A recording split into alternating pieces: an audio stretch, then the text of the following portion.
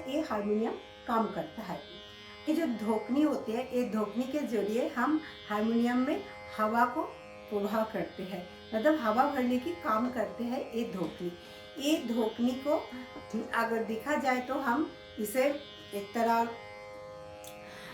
हमारी शरीर का जो लंग्स का फंक्शन होते हैं, आप उसी के साथ ये धोकनी की तुलना कर सकते हैं।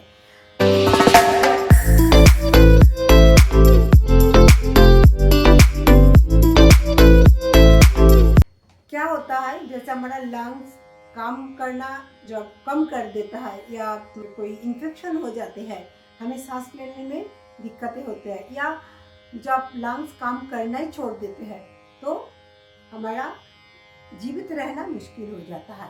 तो उसी तरह एक हारमोनियम जो होते हैं, हारमोनियम का ये जो धोकनी या बेलो जो हम देखिए, इसे कहते हैं हारमोनियम का लंग्स। हवा का प्रवाह किया जाता है ये बेलों से। तो ये दो प्रकार का काम होता है, एक बाहरी धोकनी होता है और एक आंतरिक धोकनी होता है। तो बाहरी धोकनी जो हम ऐसे बेलों को खोलते हैं और ये जो होल दिखता है, ये बेलों को खोल के हम हवा को भरते हैं। और आंतरिक धोकनी जो है वो हवा को संग्रहित करते हैं। ये बेलों जो होता है तो ये एक हारमोनियम का लंग्स का काम करते हैं। बेलों को जब लगातार हम चलाते हैं तो, और पीछे बेलों के बैक साइड में जो वाल्व बना हुआ है, ये छोटे छोटे भाग, छोटे छोटे छिद्रों के माध्यम से हवा को खींचा जाता है। ये बाहरी बेलो मीन्स बाहरी धोकनी का काम होता है। अब आंतरिक धोकनी क्या करते हैं, अंदर में जो लेदर से बनी हुई पट्टियां होती है, तो उसी में इंटरनल बेलों में ये हवा को भेजते रहते हैं। तो अंदर में लेदर का बने हुए वाल्व होते हैं, उसी से प्रवेश करके अंदर का इंटरनल बेलों में भेज दिया जाता है।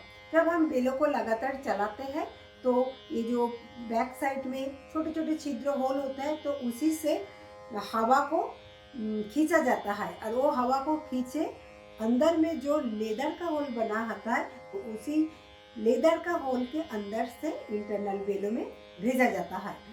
और बाद में आंतरिक धोकनी का काम क्या होता है, आंतरिक धोकनी वो हवा को कलेक्ट करता है। जो हारमोनियम को जब हम खोलते हैं तो आप देखते होंगे छोटे छोटे ढक्कन जैसे होता है, और हम नॉब को जब ओपन करते हैं तो वो ढक्कन ऊपर हो जाते हैं, तो वहीं से वो हवा को पंप करते हैं। आंतरिक धोकनी का काम वो अंदर में वो हवा को संग्रहित करते हैं। उसके बाद जो स्टॉप होते हैं, उसी के द्वारा जब हम की को दबाते हैं तो जो साउंड आता है वो की के अंदर से वो हवा कंपन के रूप में बाहर आते हैं और वो साउंड क्रिएट करते हैं। तो इसी तरह ये बेलो काम करते हैं।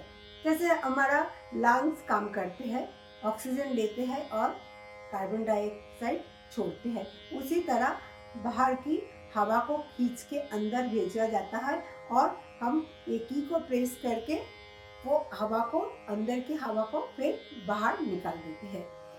आपको बेलो चलाना, बेलो कैसे काम करता है और बेलो को कैसे प्रोटेक्ट करना चाहिए, कैसे हैंडल करना चाहिए, ये बात पता नहीं होंगे तो आपके हाथ में बेलो बहुत जल्द डैमेज हो जाएगा। अगर आप लगातार बेलो करते जाएंगे और इधर से की को प्रेस करके हवा को रिलीज नहीं करेंगे तो क्या होगा, बेलो के अंदर में हवा भरते भरते वो हवा के प्रेशर में बेलो फट जाती है या उसमें चीर आ जाती है। तो क्रैक जो पेपर के बने होते हैं वो अगर क्रैक हो जाते हैं तो आप जितनी भी हवा बाद में भरे वो हवा वहीं से निकल जाता है, लीकेज हो जाता है हवा की।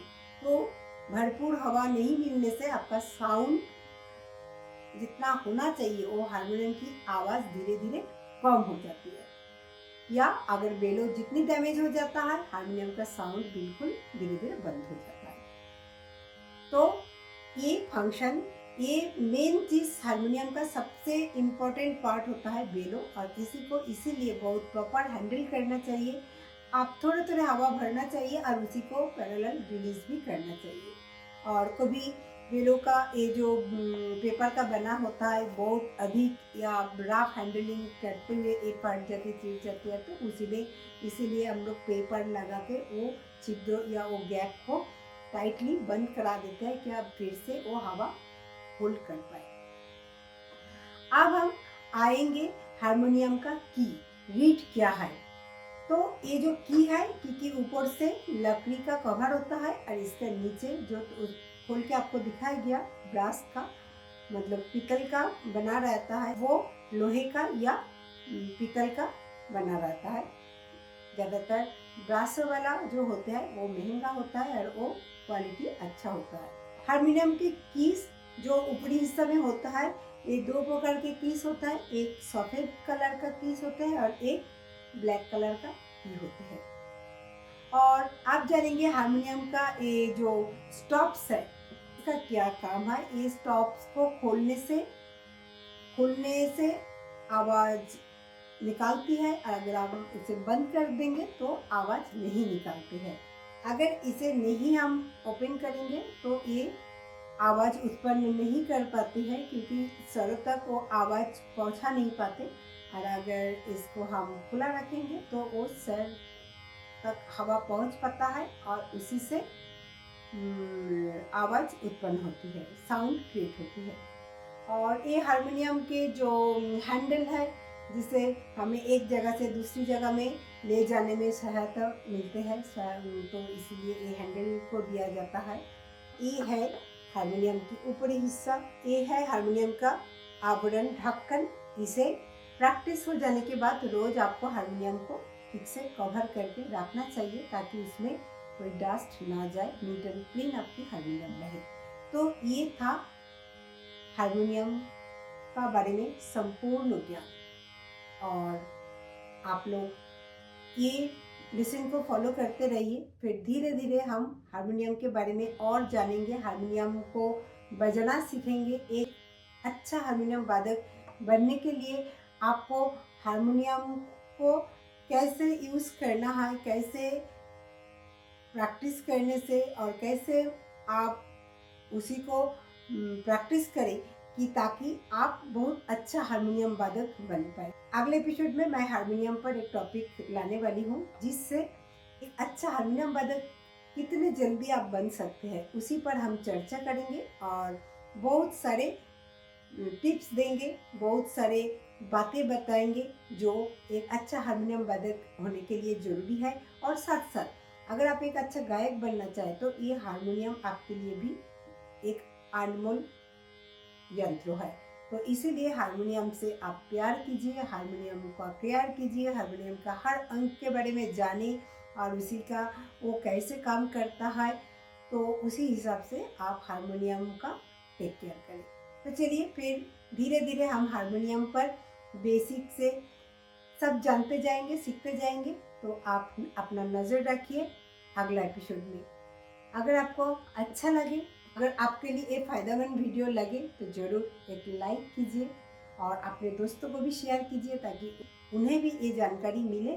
और अभी तक सब्सक्राइब नहीं किया है तो ज़रूर मेरे चैनल को सब्सक्राइब करके रखिए ताकि आप नए नए बहुत कुछ जान पाए और सीख पाए।